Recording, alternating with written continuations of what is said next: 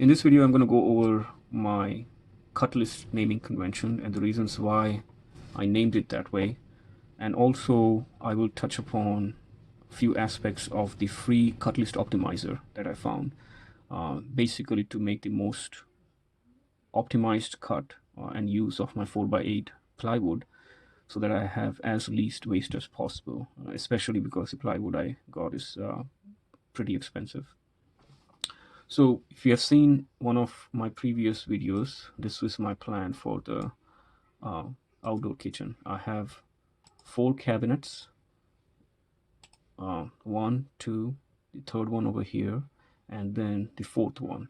The fourth one is as good as a wall cabinet. The first 3 are pretty much base cabinets.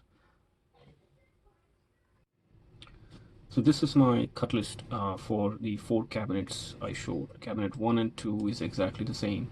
And then you have cabinet 3, which is a small one, and the cabinet 4 that I said was pretty much like a wall cabinet. Now, this looks complicated, but it's not really, and there's some reason behind the madness. The way I structured this is that every entry is a piece of the cabinet. So this is a piece of the cabinet, or one part of the cabinet.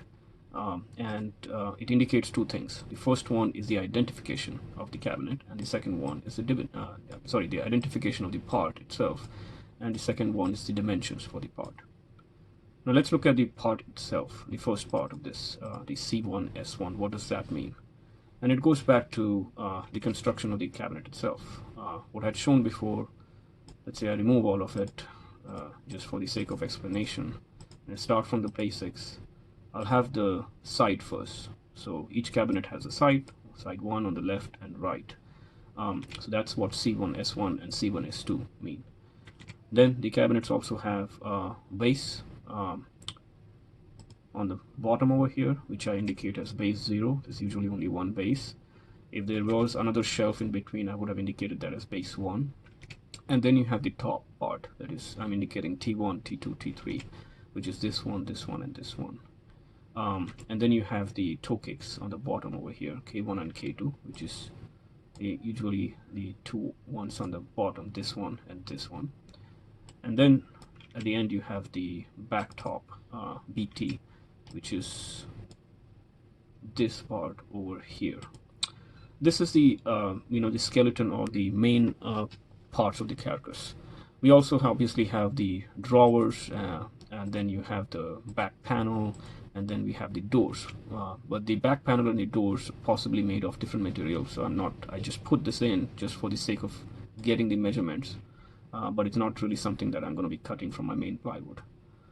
So mainly what I would desire from my plywood are the sides, the base, the top, and the toe kicks, and the back top, and the drawers.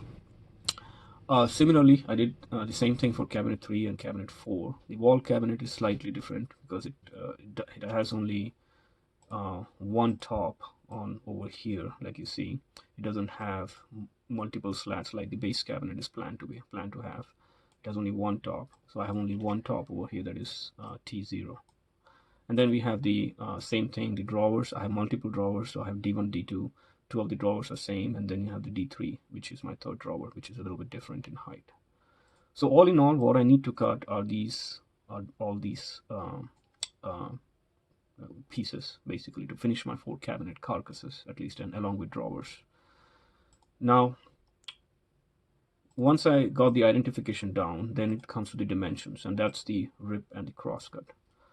The reason I put it as a rip and crosscut is because my cabinets are built with rips and crosscuts in mind. So for example, if I have let's say take this piece, the side piece, my rip cut is parallel to the grain. So this is my rip cut, and my crosscut is perpendicular to the grain. So if I want the grain to be seen like this all the way, like I mentioned in the previous video, in the same directions all the way around the cabinet, then I have to do the rip cuts on the sides, and I have to do the cross cuts over here as the height of the table. So that's my rip cut 22 inches wide, which is over here, and that's my cross cut 28 inches. That gives me the height of the base. And I put pretty much everything in this format, so it immediately gives me not just a random couple of numbers, but tells me exactly which is my rip cut and cross cut. So I know to use my table saw for rip cuts, and I use the cross cut sled for my cross cuts, and I won't get confused between the dimensions.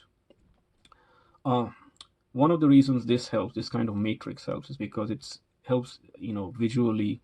I can figure out mistakes if there is any. For example, if I find the drawer front and back to be anything different than, let's say, the width of the cabinet itself, 1 inch less and not 1 inch less, then I have immediately pops in my eye. So it's easy to see visually. When there are similar cabinets, I should have similar numbers, in a matrix fashion. It helps the human eye to look at mistakes and figure out mistakes, if any.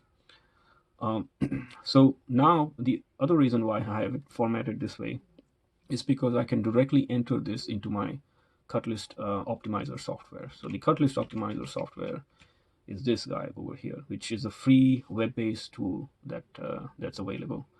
So what I did is just looked at this, took the values as it is from my cut list and started entering them over here, the length and the width. So you can see here my length is the rip and the my width is the crosscut length. So 2228 and 2228. And I keep entering that, all my values as I need it. So for example, just for the sake of explanation, if I have 6 of these, so I have 3 cabinets over here, 1, 2, and 3, and all 3 of them have the same, the sides are the same length and width. So 22 by 28, I have 3 cabinets and I need 2 sides each, so that's 6 values over here. And I also carry over the same naming convention. For example, here I'm saying C1, C2, C3 sides, so I can immediately see when it pops up in my results over here. So I do the put in all the values I need, and then I also give what I have. I have 2 sheet codes, 48 by 96, and I just calculate. So it calculates for me like this. It takes only a few seconds.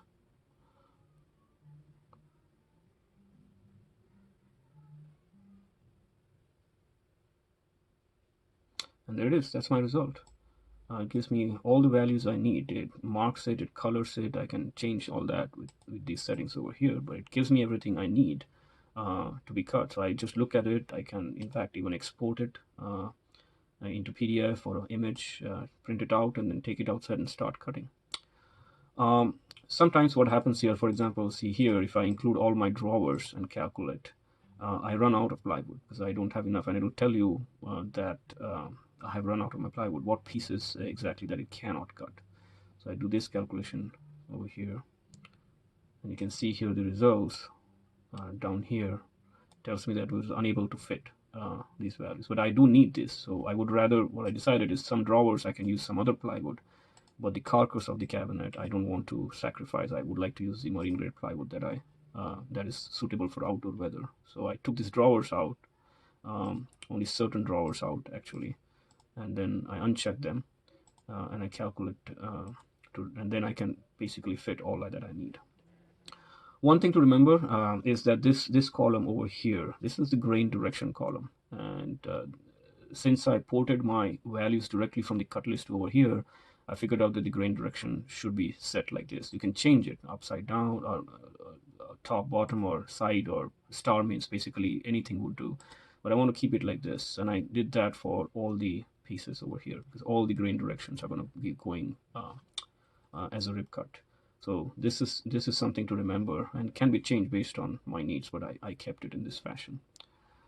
Other than that, I mean, like you see, this is pretty easy. I just took my cut list values and entered it here as it is from my table. I adjusted the grain direction, labeled it, and it spits out the output. A very simple, easy tool to use.